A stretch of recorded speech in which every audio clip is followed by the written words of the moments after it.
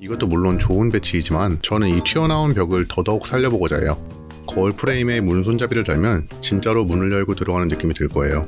이 문을 열고 들어가면 온전히 소피아만의 세계가 열리는 공간을 맞이할 수 있어요.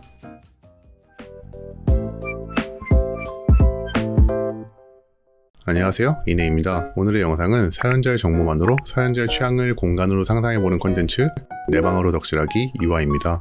1화에 이어서 2화도 나의 인생 영화를 주제로 신청을 받았었는데요. 이번 2화의 주인공은 소피아님입니다. 1화의 사연자인 보라에 이어서 소피아도 제 친한 동생이에요. 이 친구도 보라와 같이 정말 엄청난 디즈니 덕후인데 역시나 자신의 인생 영화로 디즈니의 토이스토리를 뽑아주었어요. 그리고 여기에 같이 적어준 추억이 개인적으로 좀 많이 공감이 됐는데, 소피아는 어린 시절 장난감이 많지 않았다고 해요. 그래서 친구와 같이 장난감을 가지고 놀았던 기억이 있다고 합니다. 그렇게 어른이 된 후 토이스토리를 봤는데 앤디가 우디와 버즈를 사랑하고 데리고 노는 모습에서 부러운 마음이 들었다네요.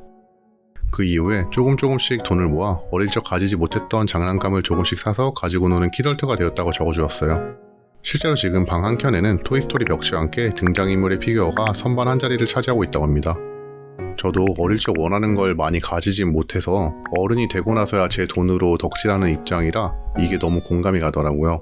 아무튼 이 사연과 같이 적어보내준 소피아의 방은 가로 2.5m, 세로 3.5m로 아마도 부모님과 같이 사는 집의 방 한 부분인 것 같았어요. 특이한 점은 한쪽 벽에 모서리에 기둥 한 켠이 있다고 그려주었는데 이 기둥 때문에 무언가 배치를 할 때 매우 곤란하다고 코멘트를 남겨주었습니다. 하지만 전 저 기둥을 보니까 오히려 공간을 재미있게 쓸 수 있다는 생각이 들었어요. 그래서 이번 영상에는 제약이 있는 환경에서 이걸 오히려 더 효과적으로 살릴 수 있는 방법과 함께 방 한가득 토이스토리로 가득 채우고 싶다던 소피아의 취향을 담아 보여드릴게요. 우선 토이스토리를 먼저 보고 오겠습니다. 네, 방금 토이스토리를 보고 왔습니다. 토이스토리의 4편까지 있기에 그중 가장 명작이라고 평가받는 편인 3편을 보고 왔어요. 영화를 보고 느낀 점은 명작이라고 평가받는 편답게 여운의 끝맺음을 정말 잘 담았다고 느꼈어요. 특히 영화의 마지막, 멀어지는 앤디의 뒷모습을 보면서 우디가 마지막이 So wrong, partner 라고 속삭이는 부분은 그 깊었던 사랑을 함축해서 말하는 듯 했고요. 그래서 이번 소피아의 방에는 앤디가 잊지 않고자 했던, 간직하고자 했던 그 순수한 사랑을 지켜내는 공간으로 표현하고자 합니다. 바로 영화의 마지막 장면을 통해서요. 이 곤란하다는 벽을 기점으로 방을 두 부분으로 나누어서 이 공간은 소피아가 즐길 수 있는 취향 덕질의 공간, 이 공간은 소피아의 생활 공간으로 만들되 모든 시선의 방향을 저 공간 쪽으로 향하게 해서 언제든 원할 때마다 사랑을 하러 갈 수 있도록 하고자 합니다. 이렇게 만들어진 공간에서 소피아가 자신의 사랑을 꾸준히 끊임없이 유지하길 바라는 마음으로요. 우선 이 벽에서부터 디자인을 시작했어요. 여기는 아까 잠깐 나왔듯이 폭이 60cm입니다. 아마 소피아가 타연에서 써주었던 토이스토리 벽지로 꾸민 한켠은 이쪽이 가능성이 크고 수납장 외에 무언가 넣기에는 애매한 공간이라고 느꼈을 것 같습니다. 그리고 침대를 아마 이쪽이나 아니면 문 옆 이쪽에 놓고 책상을 이렇게 놓았을 것 같아요. 이것도 물론 좋은 배치이지만 저는 이 튀어나온 벽을 더더욱 살려보고자 해요.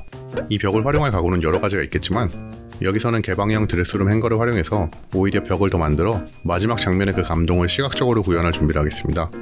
이때 옷장의 이 뒷선을 이 기둥 안쪽에 맞춰서 취미 공간이 너무 작아지지 않도록 할게요. 또한 옷을 전부 다 채우지 말고 윗부분에만 옷을 채워주겠습니다. 그리고 침대에서 보이는 면에는 블라인드를 달아줄게요. 높이가 높은 옷장으로 공간을 확실히 분리해서 마치 새로운 집을 보는 느낌을 주고 열고 닫을 수 있는 블라인드를 통해 선택적인 개방감을 주어 답답하지 않도록 했어요. 이렇게 배치를 하고 나면 이 사이가 좀 애매하게 남을 거예요. 여기에는 벽을 비추는 라인 조명을 두어서 앞쪽 생활 공간을 은은하게 채우는 역할을 해주도록 하겠습니다. 이제 필수 가구를 배치해볼게요. 침대는 수납 침대를 쓸 수도 있겠지만 영화 속 느낌을 더 살려주기 위해 살대가 강조되는 프레임 침대로 배치하고 그 아래에는 수납 박스를 배치해서 최대한의 수납 공간을 살려주겠습니다. 그 다음 이쪽에는 옷장 끝선의 폭과 맞는 100cm 크기의 책상을 놓아주겠습니다. 기본 가구 배치는 끝난 듯 하지만 아마도 여기서 실제로 생활하면 옷을 거는 공간이 굉장히 부족하다고 느끼실 거예요. 그래서 철제 캐비넷을 침대 옆에 추가로 두고 방의 전등 스위치를 사용할 수 있도록 벽에서 7cm 정도 떨어뜨려서 배치해 주도록 하겠습니다.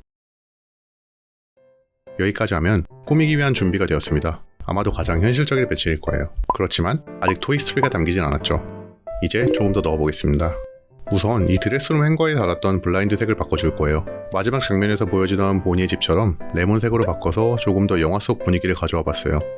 그리고 처음 배치했던 사각 책상은 만원형 테이블로 바꿔서 이 원형 부분이 조금 튀어나오게 캐주얼한 느낌을 살려줄게요. 취미 공간의 바닥에는 데코 타일을 깔아줘서 이 공간을 더 강조해주겠습니다.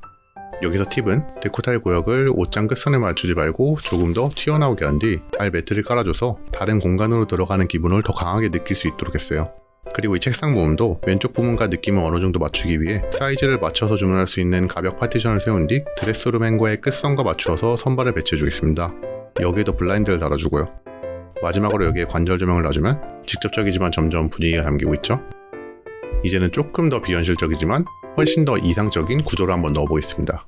드레스룸 행거의 경첩을 사용해서 전신 거울을 고정한 뒤 문 모양으로 테이프를 붙여주고 거울 프레임에 문 손잡이를 달면 진짜로 문을 열고 들어가는 느낌이 들 거예요. 이건 실제로 제가 활용했던 방법이랍니다. 이제 이 문을 열고 들어가서 이 안쪽도 본격적으로 꾸며보겠습니다. 여기는 정말 소피아가 즐겁게 덕질을 할 수 있는 아지트처럼 만들어줄 거예요. 우선 벽 쪽에는 떼어지는 페인트로 벽의 색을 변경해주고 웨인스코팅을 붙여서 클래식한 느낌을 살려주겠습니다. 그리고 이 모서리 공간은 선반을 배치할 건데 아래가 아닌 머리 위로 올려볼게요. 아이들의 시점에서 본다면 모든 것들이 다 높게 보이기 때문에 선반을 높이더라 마치 이곳에선 한껏 어려진 느낌을 줘보고 싶었습니다. 그리고 이곳, 아까 제가 이곳에는 옷을 채우지 말라고 했었잖아요. 바로 여기가 이곳을 아지트처럼 느끼게 할 수 있는 소중한 공간입니다. 드레스룸 행거 아랫부분의 높이는 100cm이기에 조그맣지만 충분히 앉아서 무언가 할 수 있는 공간이거든요. 여기에는 방석과 쿠션을 놓아주고 귀여운 포인트 조명으로 공간을 포근하게 밝힌 뒤 선반 아래에 협탁을 두고 사이드 테이블처럼 사용하면 소박한 휴식의 시간을 가질 수 있답니다.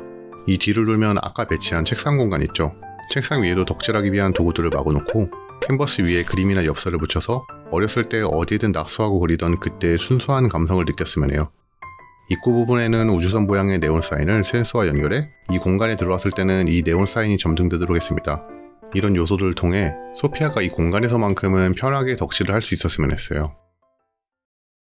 다시 바깥으로 나와서 이번에는 생활 공간을 조금 더 꾸며보겠습니다.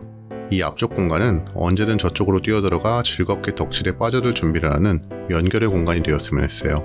아까 여기에 옷장으로 스틸 캐비넷을 놓았던 것도 해외권 영화를 보면 이런 캐비넷에 소지품을 넣고 다른 공간에 들어가더라고요. 그리고 꼭 이 캐비넷에는 무언가 덕지덕지 붙어있고 이게 마치 내 공간으로 들어가기 전 치르는 하나의 루틴, 의식처럼 보이는 것 같아서 이 캐비넷으로 락커룸 분위기를 담아 그런 습관을 한번 표현하고 싶었어요. 그럼 일단 캐비넷 색상부터 바꿔서 더 디즈니스럽게 해볼게요. 여기 위에는 탁상 조명을 올려줘서 이 공간을 따뜻하게 밝혀주고요. 근처에도 토이스토리 장난감들을 배치해줍니다. 캐비넷에 붙이는 이미지들은 당연히 토이스토리를 붙여둘 거고요. 침구류도 이 캐비넷 색을 잘 살릴 수 있는 난색 계열을 선택했어요. 침대 밑에 수납박스도 빈티지한 느낌의 수납박스로 바꿔줘서 락커룸의 느낌을 더 살려보았어요. 바닥 러그도 이 스틸 캐비넷과 어울릴 만한 그리드 디자인의 러그를 놓아주고 이케아의 어린이 스툴과 화분을 같이 배치해서 조금의 귀여움을 주었습니다. 침대 부분도 분위기를 더 살려볼게요. 침대 옆은 캐비넷의 뒤쪽 철 부분을 이용해 자석형 무타곤 선반을 붙여줍니다. 그리고 헤드 대신 블랭킷을 걸어줘서 분위기를 더 살려볼게요. 침대 옆 벽에는 만달리카 조명과 마스킹 테이프를 이용해서 석양 같은 느낌을 줘봤어요. 침대 맞은편 벽은 뭐라면 막 꽉꽉 채웠겠지만 지금 요소로도 충분히 채워져 있기 때문에 작은 엽서랑 벽에 있는 콘센트를 가리는 액자, 책 정도만 데코로 배치해주겠습니다. 자, 이렇게 한다면 이 공간이 편안하게 휴식을 취할 수 있으면서 취미 공간에 들어가기 전 준비를 하는 연결의 공간이 되었습니다. 다시 전체를 보면 처음 방에 들어와 덕질을 하러 가기 위한 준비를 한 뒤 이 문을 열고 들어가면 온전히 소피아만의 세계가 열리는 공간을 맞이할 수 있어요. 이 모든 요소들이 모여서 소피아가 이 방에서 원하는 대로 한껏 덕질을 할 수 있었으면 합니다. 이번 내 방으로 덕질하기 즐겁게 보셨나요? 사실 여기서 엽서나 포스터, 패브릭 같은 세부적인 취향의 소품까지 세세히 넣을 수는 있겠지만 일부러 많이 넣진 않았습니다. 이 공간에서 이제 저마다 원하는 방향으로 천천히 채워가는 게 오롯이 나를 위한 방 꾸미기라고 보기 때문에 저는 그런 점이 더 빛날 수 있도록 베이스가 되는 디자인을 제시하고 싶기 때문이에요. 이 영상을 보시는 여러분들도 자신의 방에서 즐겁게 수많은 아이디어를 만들어내길 바라는 제 마음이 조금이나마 전달되었으면 좋겠습니다. 오늘의 영상은 여기까지이며 저는 다음 영상으로 뵙겠습니다. 감사합니다. 이니였습니다.